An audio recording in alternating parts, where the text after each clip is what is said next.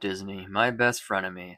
The evil and massive multimedia conglomerate with a stranglehold over the entertainment industry and my wallet. You heard that right. I will still go on the occasional trip to my local Disney park and spend my hard-earned money there because I'm a 21-year-old man who likes wearing mouse ears and riding children's theme park rides every so often. Do you hear that? That's the sound of me losing half my subscribers. Oh god, what have I done? But in all seriousness, I think it's safe to say that most of us know Disney is a huge company that's made a lot of movies, probably more than you and I would think. Like many studios, it's not uncommon for Disney to co-produce films with other studios they either own, work with, or invest in. Or sometimes they offer to distribute other studios' films in the USA. But most of the time when this is the case, they don't go out of their way to market it as a Disney film. For example, Disney created Touchstone Pictures in 1984, and even though Disney funded and produced all of their films, almost none of them are marketed as Disney films, because Disney wanted to reach a more mature audience. With only two exceptions that I could find, those being The Rocketeer and The Nightmare Before Christmas, none of these films are openly advertised as being produced or distributed by Disney. So yeah, every Touchstone movie is produced by Disney.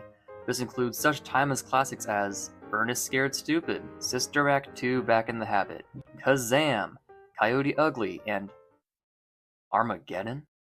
Don't wanna close my eyes! I bring this all up to say that normally Disney doesn't slap their name onto something they didn't actually help make, except for two movies I randomly stumbled across that I would like to discuss. I'm sure there are more of these, but it's kinda hard to find when your only tool is the AI-ridden hellscape of Google. So even though Disney did not make either of these films, and the companies that did make them are not owned by Disney, they were still advertised and distributed as Disney films, both on their posters and opening logos. Interested in this, I watched both these films, and they're interesting. So today, we will be discussing Disney films not made by Disney. Also, restart the video and take a drink every time I say the word Disney. It will make your viewing experience much better, trust me. Well, this sucks. Okay, first up we have The Wild, arguably the more popular of these two. From what I could gather, this one does have a bit more of Disney's handiwork. This film was in and out of development at Walt Disney Animation Studios for years when Disney outsourced it to Core Digital Pictures, a Canadian animation and VFX studio that had worked on many films. They're also the geniuses behind Nickelodeon's masterpiece, Planet Sheen. According to one source I found that doesn't really seem all that reliable, Disney had invested in Core several years earlier in preparation for their contract with Pixar to expire. The Wild was set to be Core's first feature-length animated movie. The entirety of the production and animation was done by Core, and it was partially funded and distributed by Disney. But besides some ideas they had when it was still in production at their studio, Disney didn't have too much of a hand in the actual filmmaking process of this movie, so I still feel like it fits into the subject of this video. Plus, I just really wanted to talk about it, so. Now, how is the film? It's bad. It's pretty bad. That being said though, I still had a not entirely miserable time with this movie for a few reasons, so let's start with the positives. There was only one character I really liked. Even though almost every character was boring or obnoxious, I freaking loved the koala Nigel. Nearly everything he says is comedy gold and made me laugh out loud several times. Eddie Izzard's top-notch voice performance made this character super memorable for me. His mental breakdown halfway through the movie was by far the funniest thing in the entire film. I can't take it anymore. He's taunting us! Listen! Stop laughing at us, you solar twit! But watching the behind-the-scenes footage of the movie, apparently most of this dialogue was improvised by Izzard, and you can kinda tell because he had a few really random lines. They're still funny. I think they're funny because they're so random. But listening to these, you cannot tell me the same screenwriters wrote these as the rest of the film. But yeah, Nigel certifiably based and the only character I really liked. Oh wait, I forgot, there were these two alligators they met in the sewer. They were pretty funny, I guess. And I mean, the villains were pretty entertaining, but I'm gonna wait until later to talk about them. I also liked most of the backgrounds and environments. They're super impressive for the time, and they hold up pretty well today. Heck, as a kid, I thought this was a live-action movie with CGI animated characters, like Dinosaur. I mean, it's obviously not, but it fooled baby me. So, you know, good for you, movie. That's kinda all the positives I have. Now time for the fun stuff. First off, the animation is so ugly that it was kind of a joy to watch. This film hardcore falls into the uncanny valley because you have these animals with pretty goofy and cartoonish designs, but they all have hyper-realistic fur and feather textures. Like, the textures on the fur and environments are genuinely impressive. It's not bad from a technical standpoint, but it's so off-putting when it's slapped onto these characters that look like this. And the character designs, they aren't great. Okay, let me clarify. They aren't awful on their own. If I saw these guys in an idle animation, I would think they look a little generic and boring, but not ugly or unpleasant. But when they start moving, it gets kinda gross. The main character, a lion named Samson, has a decent enough design, but when the film gets up close and personal, we see his realistic fur in much more detail, and it's suddenly his entire viewing experience goes to shit. With Bridget the giraffe, her design is mostly fine, but in some sequences, when she moves, it gets super ugly and unnerving. I do love Janine Garofalo though, so that's something. And almost every side character with limited screen time looks awful. These bugs, and especially these monkeys, are some of the worst looking animated characters I've seen in a while. And another big issue is some of this camera work. Like I said earlier, the environments and backgrounds looked very nice, but we don't get to see them too often because this movie loves extreme close-ups. Nearly every shot during a dialogue sequence goes up close and personal to whoever's talking, which gives the framing a very claustrophobic feel. I know that sounds like a nitpick, and you're right, it probably is. But if you watch this movie, trust me, you're going to be getting way closer to a giraffe and lion's face than you ever wanted to. Unless you're into that kind of thing, but if that's the case, please unsubscribe from my channel. Okay, so outside of the visuals, how's the rest of the movie? Still pretty bad. This movie is annoying, frustratingly so. This movie is overly energetic. Almost every slapstick scene is paired with super loud sound effects and over-the-top background music.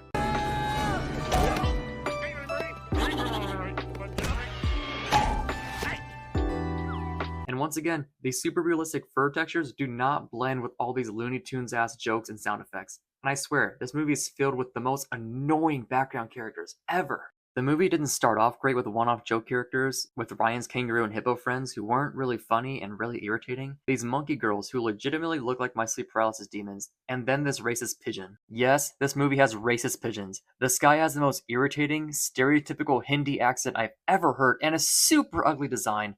Not to mention a white guy voices him, so that's a yikes from me.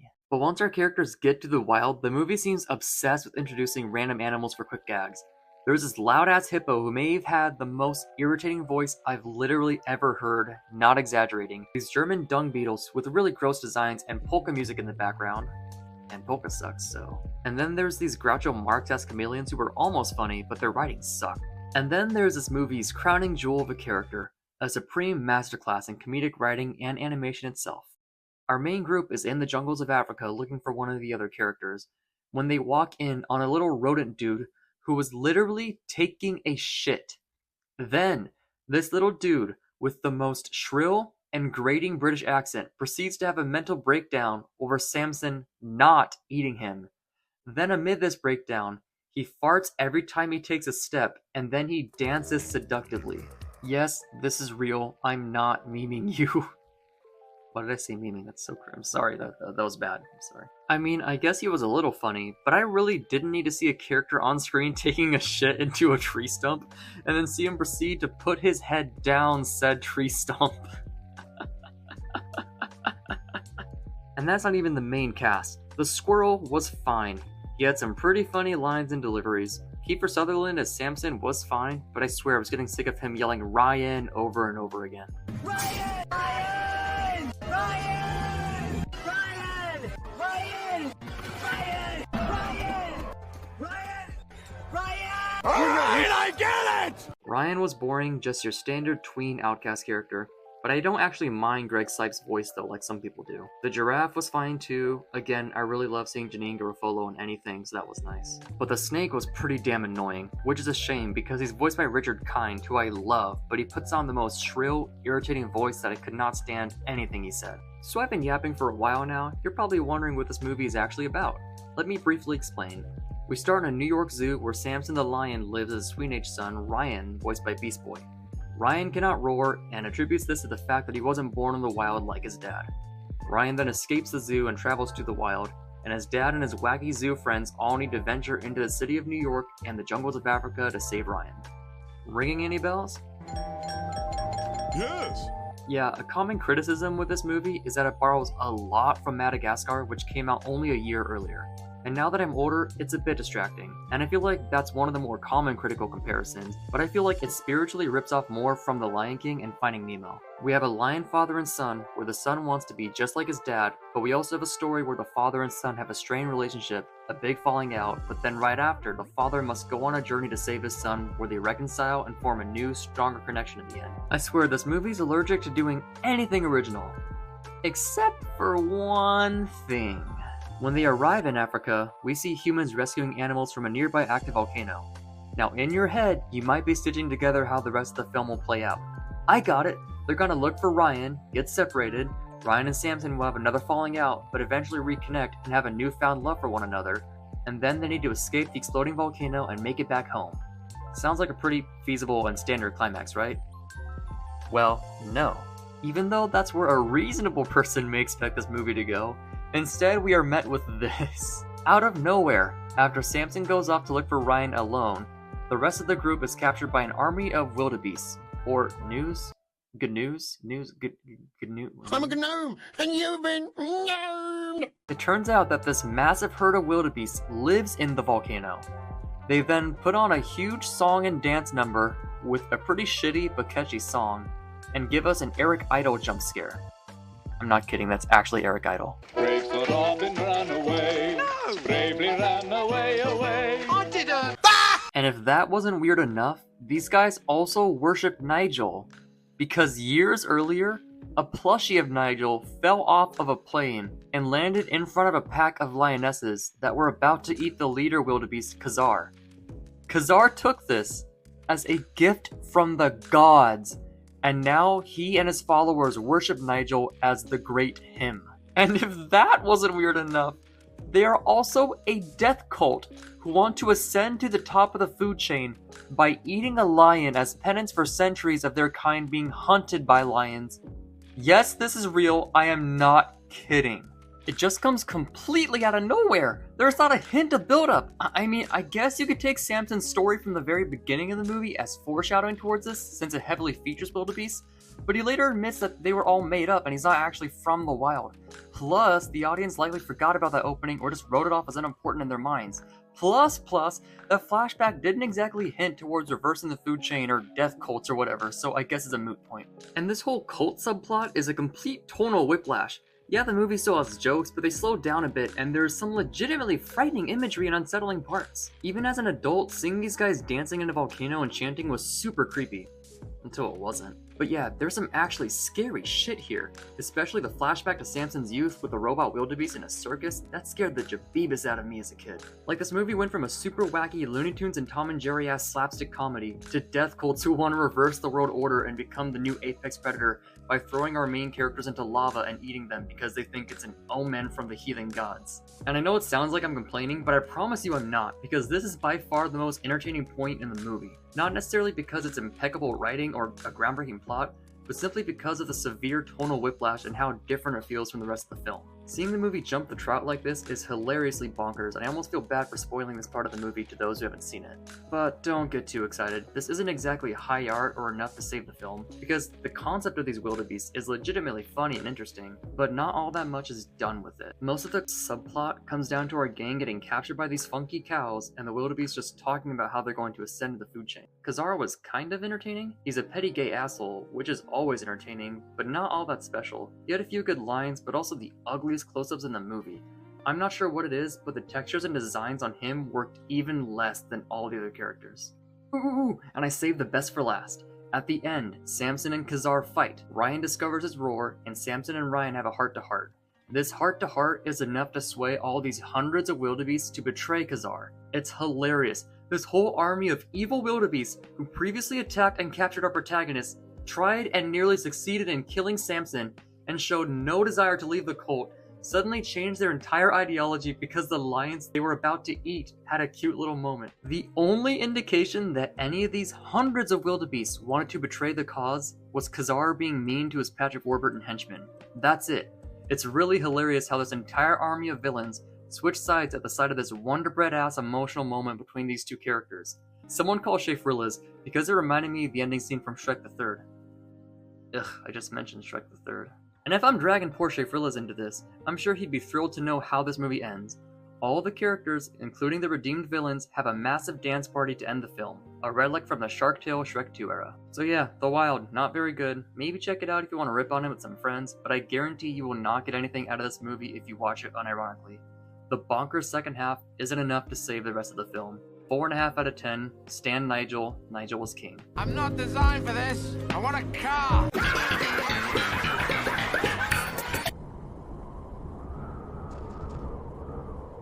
Well, this sucks. Valiant is, well, it's a weird little film. I've seen some people say it's a charming and cute, wholesome little family adventure. What do I think? Well, let me just describe it to you first. This is a children's animated movie set during World War II about carrier pigeons trying to deliver a message to Allied forces whilst being hunted down by a Nazi falcon. Despite the period and setting, this movie has an overwhelmingly lighthearted tone and is full of slapstick humor, even during more serious moments. Yes, this is real. Okay, bear with me. Let me start with saying that I'm not entirely opposed to introducing children to the concept of dark historical events at a young age. I think it is important that they learn about the gravity of the world around them sooner rather than later.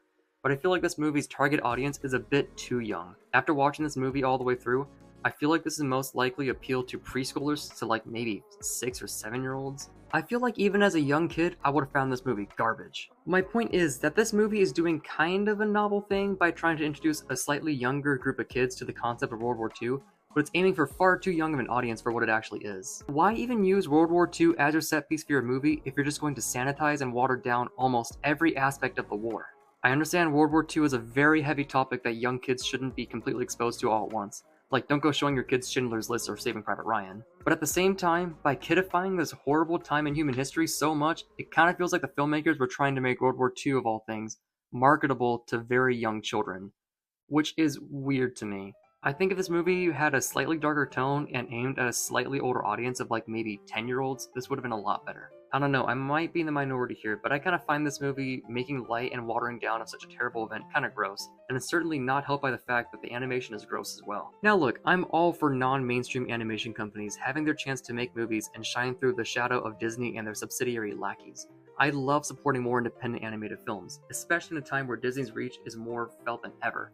But that does not mean I need to find the actual animation of this film appealing, because this is ugly. These character designs really put me off. The faces are really cheeky, I guess? It just gives the birds an uncanny look, and the short, stretchy beaks doesn't really help either. The rendering looks unfinished, the textures are overdone in the feathers and flat everywhere else. It's just a really ugly movie, I don't know how else to put it. This movie isn't quite on the level of cheap and ugly as those Sins Against Nature animated movies like The Little Panda Fighter or A Car's Life or Ratatouille. It clearly had more passion and effort put into it. The movements certainly aren't stiff, they're pretty expressive and feel lifelike, but maybe overly so. I feel like there's too much constant motion and slapstick going on for me to really ground myself or get invested in the scenes. I applaud this movie's animators for clearly trying, but they just weren't left with much of a budget after the higher-ups casted half of every fucking famous British actor in the industry. Okay, that might be a bit dramatic, but this is one of those movies that's super low budget, or at least looks like it is, but somehow has a star-studded cast. It truly feels like that's where most of the budget went. Whatever, let's move on. So what actually happens in the film? If you've seen any underdog movie before, you've seen this. It has all the same tropes. The main character is a small misfit with a big heart, he has a concerned parent, an old mentor with inspirational words, a cool guy he looks up to, and a gaggle of kooky friends. When I tell you that not a single one of the main group had anything remotely interesting going on, I mean it. The only one that I was almost kind of sort of invested in was the annoying comic relief character. That's because he wound up in the service on accident, even though he signed the pledge, and wanted to desert because he was scared. I swear, that's the closest thing this movie gets to a character arc, but it lasts all of like 3 minutes because he suddenly changed his mind and comes back just in time for deployment. I love when our characters have an off-screen change of heart. It's so interesting. I genuinely don't even have that much else to say. The characters are boring, the jokes are crude and obnoxious, the plot is cookie cutter and forgettable. Not even Tim Curry as the villain was all that memorable. I just watched this movie yesterday as of writing the script, and I couldn't for the life of me tell you anything he says in the movie. Whatever, I don't even want to talk about it anymore. It's weird, it's boring, it's generic, and boy is it ugly. It's a movie bonkers and messed up in concept, but boring in execution. The decent voice acting and occasionally funny joke is the only thing keeping this movie as a 3 out of 10. So yeah, those are imposter Disney movies. Like I said earlier, I'm sure there are more of these, but I was having a bit of a hard time finding any. So if I missed some, let me know in the comments and I'll consider making a part 2. Be on the lookout for my upcoming ranking video. Thank you all for watching. Stay safe.